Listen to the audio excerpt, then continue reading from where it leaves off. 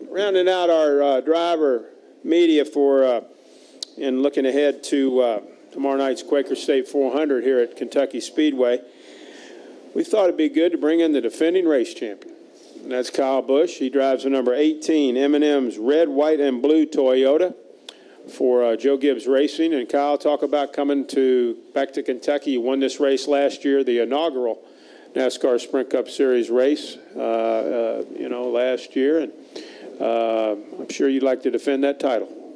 We certainly would. It was a great race for us last year. I remember just being pretty quick right off the truck and, being able to have a fast car during the test that we had, and then during the practice session, qualifying got rained out, and then we still got the start up front because of the practice speed. So, feel good about it again this year.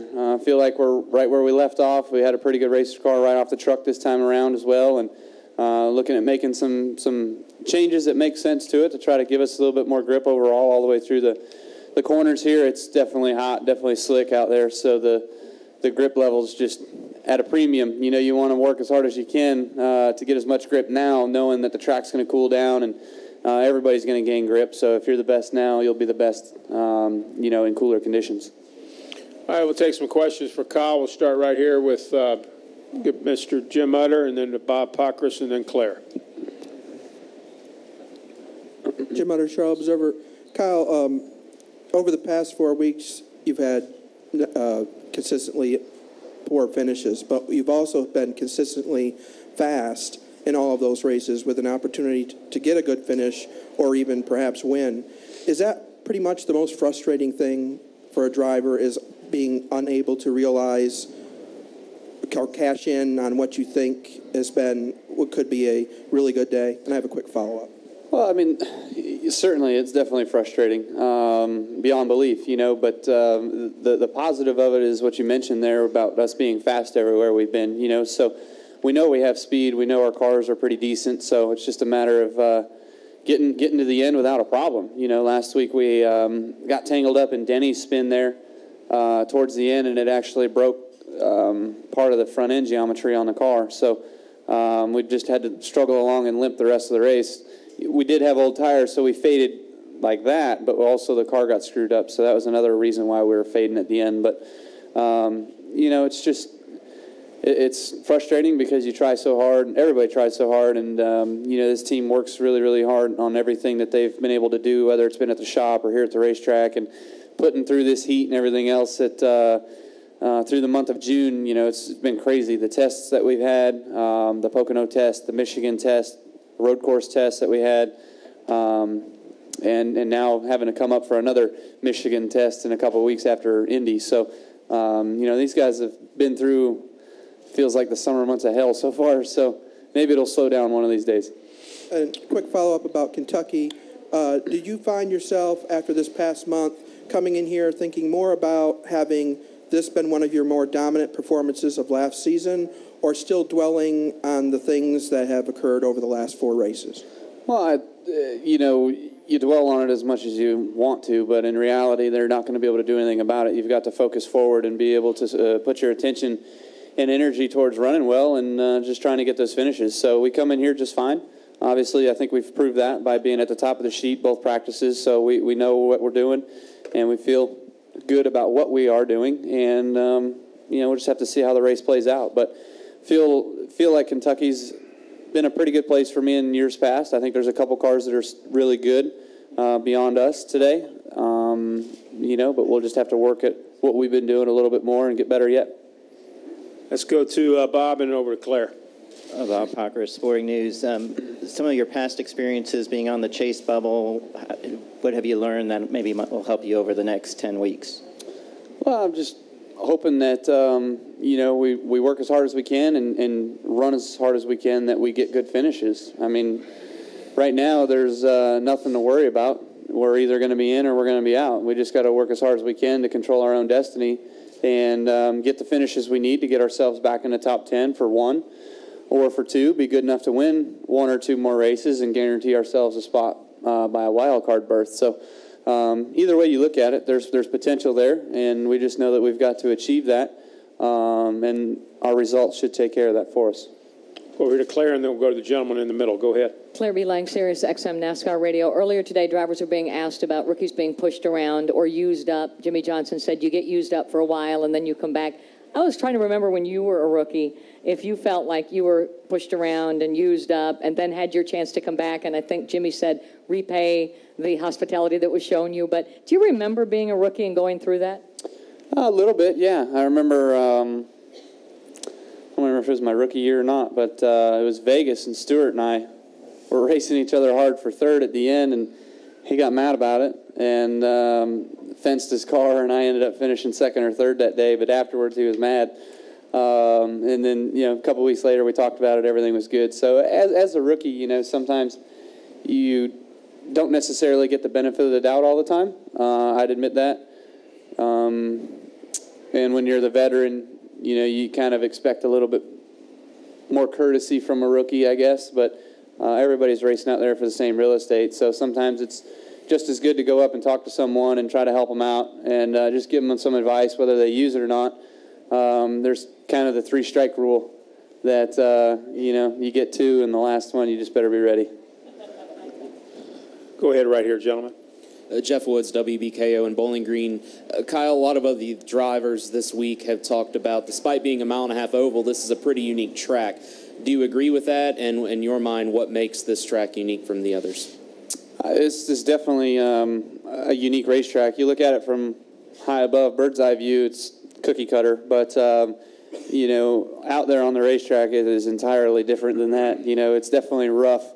And rougher every year, it seems. Definitely slick. The premium groove right now is actually kind of the second lane off the bottom. So that makes it interesting. It makes for a 2-lane racetrack, but yet we kind of know that one lane is faster and a little bit more superior than the other. So, it seems like, though, when you get outside that second lane that's off the bottom, and up any higher, you definitely lose grip. I don't know if they ground up there differently than where they had ground or used a different machine or technique, but it's definitely different up in the top 3 grooves, I guess you'd call it.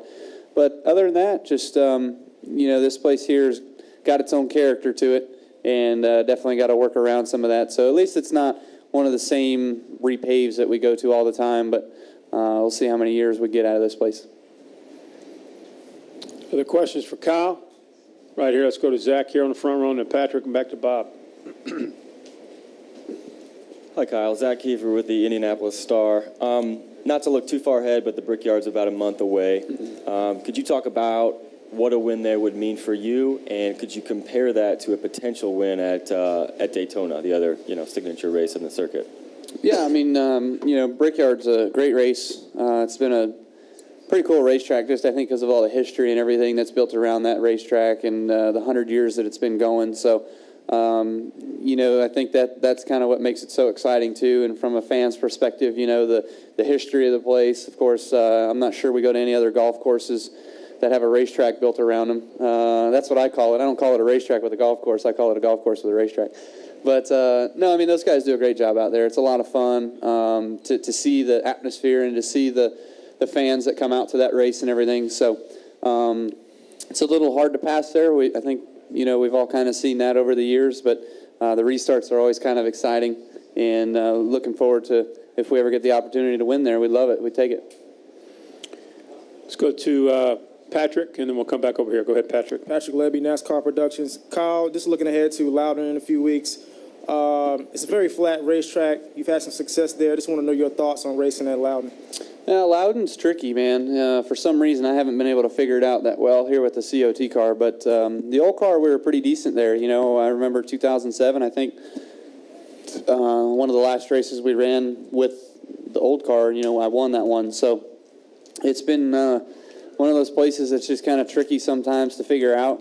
For me, just the flatness of the corners, how hard do you get into the corner, how much brake do you use, how much do you let the car roll, how hard to get back in the gas. There's so many different things that you've got to work through at Loudon. But I've got one of the best teammates in the business to help me with that, with Denny. So I definitely use him a lot when we go there on those weekends. So hoping we can carry on our success that we had there last time, maybe better, obviously, that. We finished 11th, I think. So we'd certainly like to get up in the top 10 and contend for better finishes at Loudon. Bob Pockris, And then Claire, did you have another one? Bob Hocker, Sporting News. Is having kind of three different issues with your engines, is that better than having one that you just kind of don't know what it is? And then also next week at Daytona, the pop-off valve has been changed from 28 PSI to 32 PSI. Do you think that'll make a big difference? You know, the engine failures that we've had, it's, you know, a little disheartening, obviously. It sets us back a little bit, but we can only do what we can do and to work harder. Having three different issues, whether that's better or worse, I don't think any engine issue is good. But, you know, those guys there, they're working hard. They're trying to run through everything and figure out what's been going on and why we've been having the issues that we've had. I think Boyer had somewhat of the same issue I had at Pocono, but his last made it to the end at last. And, you know, Mark had an issue, I think, at Michigan as well. So we've got some work to do. Those guys need to work a little bit more and get going on the same page as the rest of us. But overall, you know, I feel that they've been doing a good job. We've been gaining power. And anytime you gain power, you sacrifice a little bit of durability. So you got to take one with the other. And the pop-off valve for Daytona. I think it's just so hot outside that they knew we were going to overheat anyway, so they just gave us a little bit more cushion. That's about it. Go ahead, Claire, and then we'll come over here to Woody. Claire Beelang, Sirius XM NASCAR Radio. It seems like you've gained some patience. You know, at the beginning of the year, your crew chief said it's going to be a slow start for us. There are new entities coming into our program that he was going to help, and he kind of knew it would be slow. I can only imagine what Dave Rogers is going through because he's such a perfectionist for performance and whatnot, but there's not much you guys can do with the engine deal. Have you gained, I guess, patience throughout all of this? Otherwise, you'd probably drive you crazy. Yeah, maybe I'm too patient. I don't know, because I'm sitting 12th right now. I haven't been back this far in a long time, so we're just running through what we can do. You know, there was the early stretch of the year where everybody thought, what's wrong with the 18? And then we won at Richmond and then clicked off 5 top 5s in a row. And then it was, oh, well, the 18's back. And, you know, now we've had some bad luck again. So it's just, I guess it comes in cycles sometimes. And certainly we'd like to prove that when we have a bad week, we could rebound well. But we haven't been able to do that just with reoccurring issues. So got to get that monkey off our back somehow, shake it, and get going. Go over here, Woody, to your left, Kyle. Woody Kane, MRN. Just wanted to ask you about going to Slinger back there and defend that title. You were talking earlier about how busy things have been. How much does stuff like that work for you, like a golf game or a boat ride for other people? How much of a stress reliever is it for you? It's fun, you know. Definitely like racing the late model cars. They're a great little tool that you can learn with and figure out, and I think that's kind of what has made me better at the short tracks and the Cup Series over the years. So just getting my taste of the late models again, and we ran a couple weeks ago at Berlin. We won that one, and looking forward to getting going again here at Slinger up in Wisconsin, one of Matt Kenseth's home tracks. So it's going to be a unique race. I think Matt's going. I think Ross is going, a couple other guys that always race up there I know that are going to be tough. So it'll be fun again.